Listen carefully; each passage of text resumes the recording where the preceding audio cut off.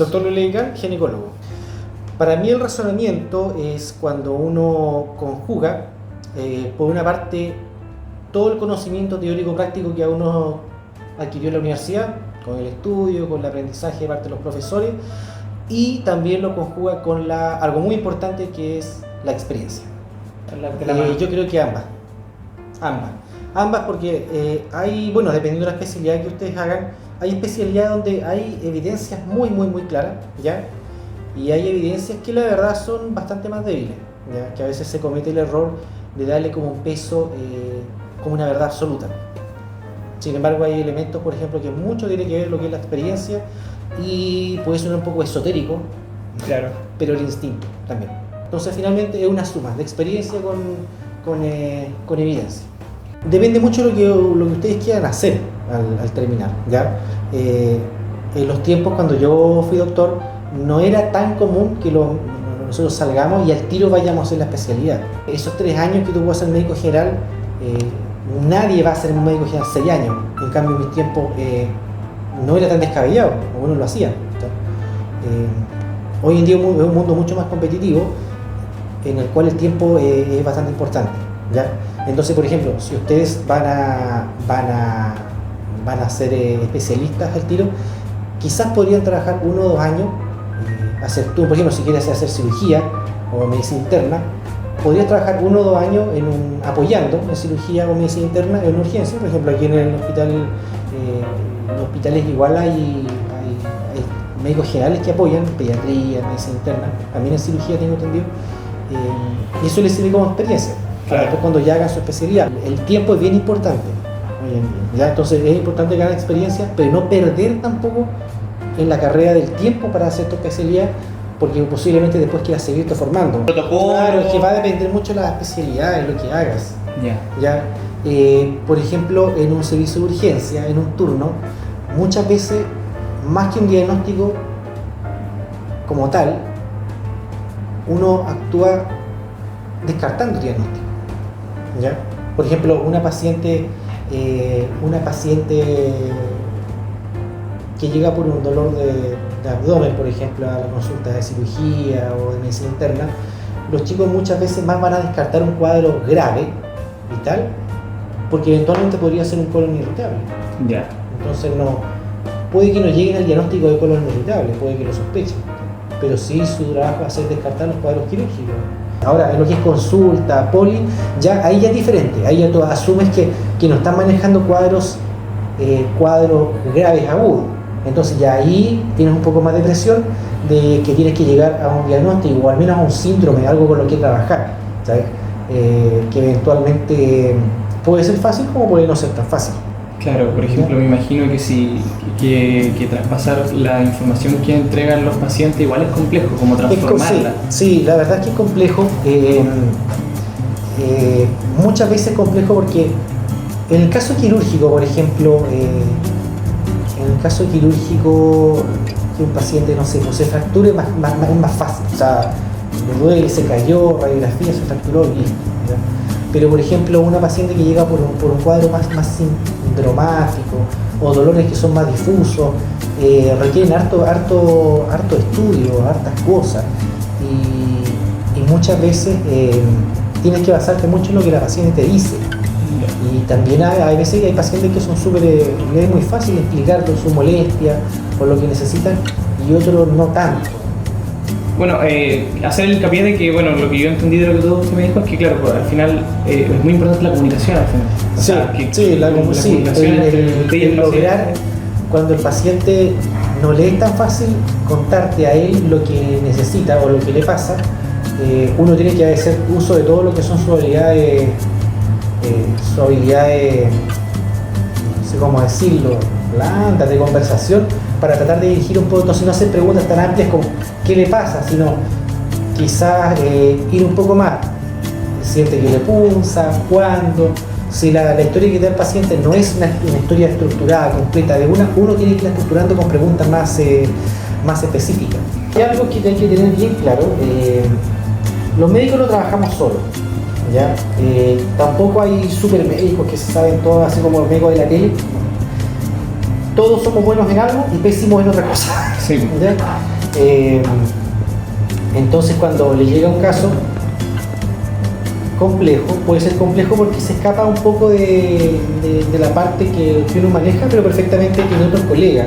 En los hospitales somos hartos médicos, entonces entre todos de repente, por último, llegamos a un consenso. ¿Qué nos parece esto y cómo lo vamos a manejar? Es complejo como trabajar con todo lo que es con personas, porque como te decía, hay médicos que a ellos les gusta simplemente hacer todo, la mandan a una cirugía y después vienen los problemas porque tú puedes estar de acuerdo con ellos. Entonces, hay médicos como que realmente no son tan buenos en una cosa, pero les cuesta un poco aceptar eso. Entonces, solamente por ahí pueden haber conflictos. Y eso se da siempre, o sea, siempre que llega un avance o que puede llegar, por ejemplo, un médico más formado en algo, se crean roces. Si finalmente todos tenemos que ir aprendiendo, todos vamos a quedar atrás en algo, para llegar a otro que sabe más. Y uno que tiene que ser bien profesional para decirle, sabe que hágale caso más a porque sabe más que yo. Claro, creo que eso es parte de la siempre va a haber un tema de orgullo, ¿sí? Pero uno tiene que saber eso, ¿ya? Sí. Así como cuando uno llegó y era el que más sabía algo, va a llegar otro 5 años después y va a saber más que uno, y así la cosa va avanzando. Si uno tuviera que elegir una cosa, sino lo más importante, yo te podría decir que todo es importante. Claro. Sí, cada, como digo, te olvidas de algo y puede que una vez no te pase nada, puede que ande todo bien, pero tarde o temprano eso te va a crear un problema. Por ejemplo, tú podrías examinar muy bien a la paciente, podrías hacer una muy buena historia de ixomodio de consulta, de lo que le pasa, todo, y puede que te falte un antecedente mórbido que te cambia toda la historia. No, uno puede adaptar a su especialidad o el lugar donde está los elementos del acto médico, pero técnicamente no podría restarle ninguno. En el fondo, lo que decíamos hace un rato, lo complejo que es trabajar con personas. El trabajo en equipo. Claro, trabajo en equipo y trabajar con personas para personas, con los pacientes. Entonces muchas veces hay estas complejidades desde el punto de vista humano, de las relaciones interpersonales entre los mismos colegas, el cómo manejas la habilidad de hablar con los pacientes, cómo comunicas, por ejemplo, una mala noticia. Enseñárseles formas como de razonar. Fondo, más que enseñar una bolsa gigantesca de conocimiento, enseñar a ser doctor. Claro, eso podría ser. A nosotros no se nos enseñaba tanto a ser doctores, se nos enseñaba mucho contenido durante todos los años de la carrera, y después salíamos con la cabeza derretida de conocimiento, pero cuando recién llegábamos a trabajar nos dábamos cuenta que muchas veces no era tan fácil empezar a trabajar como doctor. Como digo, son los ramos que a uno le enseñan, pero que uno no le da la importancia porque uno quiere rápidamente llenarse el cerebro de muchos conocimientos. Sí, además que es súper emocionante, por lo menos. Claro, porque uno siente que va creciendo como doctor, pero te cuento que ser doctor es más que tener la cabeza llena de conocimientos. Sí, porque después de todo te das cuenta que después de todos esos conocimientos va a ocuparse una pequeña fracción. Estudiar medicina es difícil y ser doctor también es difícil, y eso va a ser difícil así para siempre. Entonces tienen que asumir que esto es así y va a ser la vida que eligieron hasta el día que se jubilen. Entonces, siempre va a tener responsabilidades y eso va a ir cada vez va en aumento, porque ustedes cuando están estudiando están protegidos bajo cierto marco legal de que son estudiantes. Un día vas a salir y te vas a dar cuenta que la primera vez que te sientes en un box y tienes tu primer paciente, esa recetita lleva tu firma. Pero uno quiere hacer de todo prácticamente. Total, hay que hacer la mano, hay que arriesgarse, pero después te das cuenta que no, porque esto no es así, porque tú no estás trabajando con personas. Sí. Entonces, claro, tú puedes ir explorando ciertas técnicas, puedes ir explorando, pero siempre dentro de un marco de seguridad. Entonces, ser doctor es una responsabilidad muy grande. Ser doctor, tú vas a ser doctor en el hospital, vas a ser doctor en la clínica, vas a ser doctor en todo momento. Yo creo que se me ocurren pocas cosas que uno lo sea a las 24 horas del día. Tú siempre vas a ser doctor. Es bonito ser doctor, es un arte porque, como decía, no es solo una parte teórica, hay una parte mucho de instinto, de experiencia. Ningún médico es igual a otro, pero siempre lo que uno hace hay que hacerlo con responsabilidad. Nunca olvidarse de que son personas. cultivar la habilidad de blandas. Exacto. Ya. Así que eso sería lo que te puedes decir respecto a los consejos. Bueno, mi nombre es Mariana Espinosa, yo soy médica, egresé a fines del 2021, inicios del año 2022 de la Universidad de Concepción. Actualmente estoy en mi etapa EDF, en mi etapa de destinación e información, en mi ya segundo año en la plaza del Hospital de Yungay. Ya, para mí lo que me ha enseñado la experiencia, más lo que aprendí de lo que aprendí en la universidad, es juntar las herramientas que tienes, o sea, historia clínica, examen físico, tus conocimientos previos, lo que has adquirido, juntarlo todo y sacar en el fondo una conclusión de a qué es lo que te estás enfrentando. Igual es una pregunta interesante porque siento que la experiencia es súper importante, súper importante. Con lo poco que llevo, que siento que llevo muy poquito, sí me ha servido mucho, como decir, este patrón se repite y muchas veces es, pero sigo privilegiando, a mí me gusta mucho la evidencia, me gusta mucho esa evidencia y veo que el estudio le gana por mucho a mi experiencia y lo recomiendo también como para quizá personas que lleven más tiempo. Admiro mucho a quienes se siguen basando en la evidencia. A pesar de tener mucha experiencia en la evidencia, considero que siempre va a ganar. La historia clínica, sí, no, la historia clínica, lejos, más que el examen físico. Muchas consultas van sin examen físico, todo lo que es salud mental, muchas veces solamente escuchar. Y un examen físico solo o los antecedentes solo no te sirven de nada, necesitas la historia clínica. Primero tengo de mi lado la probabilidad. Ya es como, ya lo más probable es que si estoy en urgencia me van a llegar 5 motivos de consulta que son los más frecuentes, con eso me manejo mucho. En morbilidad también o en controles crónicos también es mucha probabilidad. De qué es lo que más probablemente voy a encontrar y el problema que es más probable que me traigan. Y muchas veces me pasa también que si las personas se salen como de esas cosas más frecuentes, me cuesta llegar a una conclusión, como a un diagnóstico, o muchas veces ni siquiera un diagnóstico, una sospecha diagnóstica.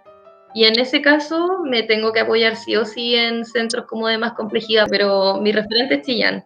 Si estoy perdida, es como ya, esto, saber cuándo intervenir y cuándo decir, no, hasta aquí llego yo. Me apoyo harto en el equipo y siempre llega un punto en el que, claro, todos dicen como hay que saber cuándo, hasta dónde puedes llegar tú. Y de ahí en adelante hay gente que sabe más a 1 hora y media de distancia, así que derivando.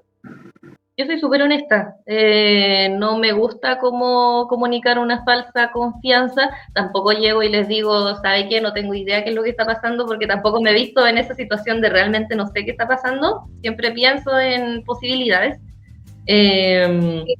así que siempre soy honesta. Si tengo dudas con algo y necesito derivarlo a un centro de más complejidad, le digo, ¿sabe qué? Pienso que es esto, pero también puede ser esto otro, y es importante que sepamos qué es, así que lo quiero derivar, lo voy a presentar, voy a ver qué me dicen en Chillán. Siempre digo eso, voy a ver qué me dicen en Chillán. Claro. Sí, y eso, tú encuentras esto de que las habilidades blandas son súper importantes o ¿qué piensas tú de eso?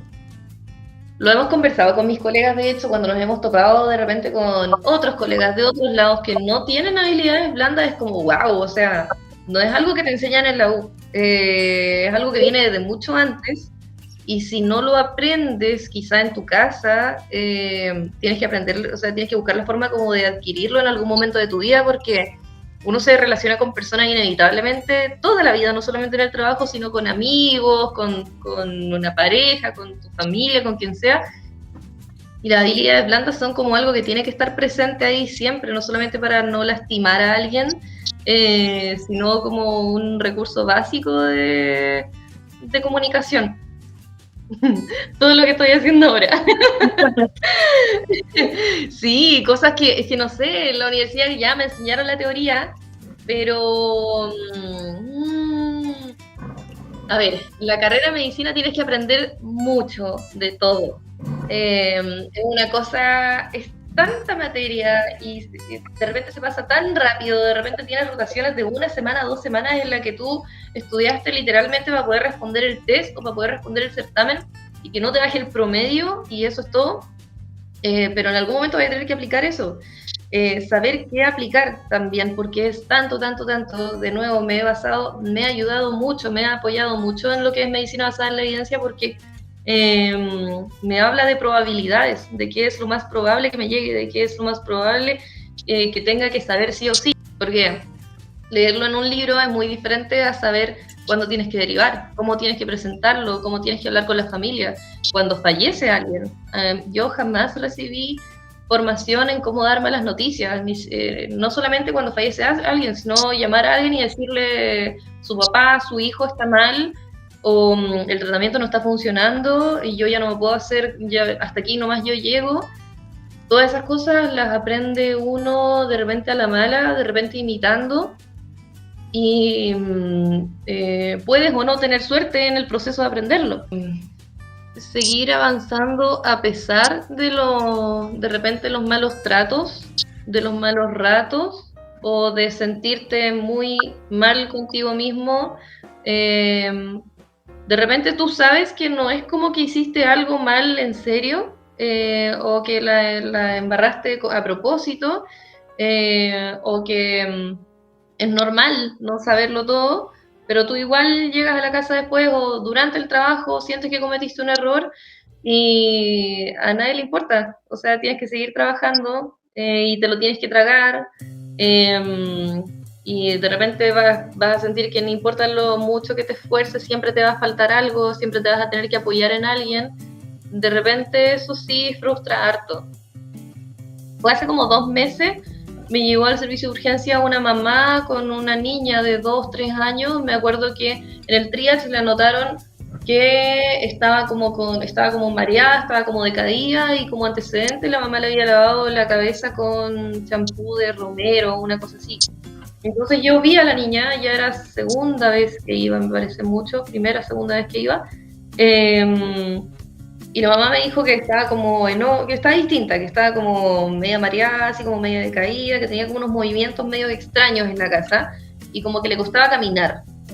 Entonces yo lo primero que pensé fue como, ya, el champú, con este antecedente me quedé ahí, el champú de romero le podrá haber hecho algo, llamé al CITUB, me dijeron no, busca otro foco.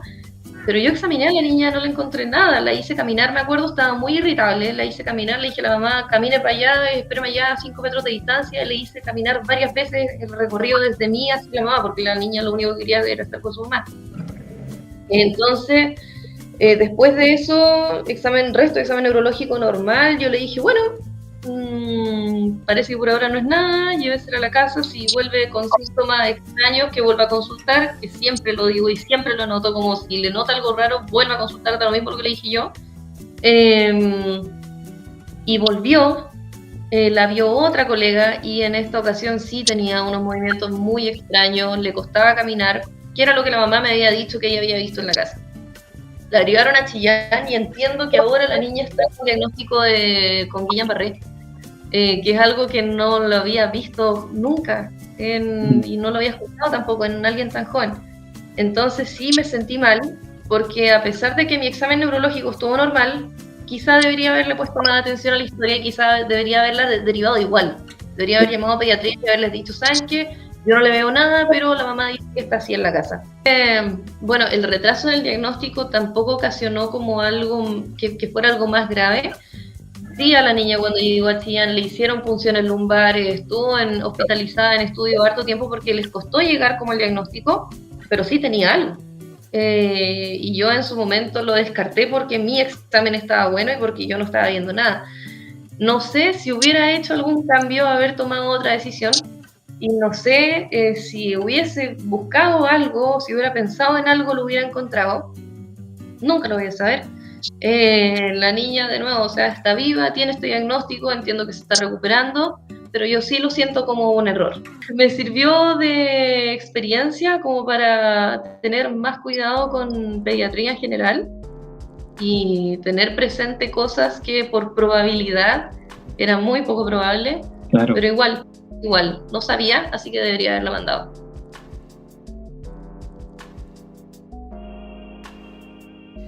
Es interesante comparar cómo la experiencia va dándonos más herramientas para enfrentarnos a los problemas clínicos, que en un principio van a ser más difíciles de resolver, pero con el tiempo desarrollaremos habilidades inductivas y deductivas que nos permitirán reconocer patrones que serán útiles para un diagnóstico, tratamiento y trato con el paciente más eficientes.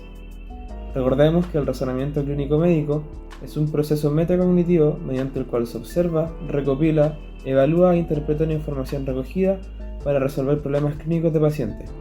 De ello se extraen conclusiones, después nos preguntamos y reflexionamos para aprender de esa experiencia. Sin embargo, no hay que olvidar que la experiencia no lo es todo, y siempre hay que encontrar un equilibrio entre la medicina basada en la experiencia y la medicina basada en la evidencia.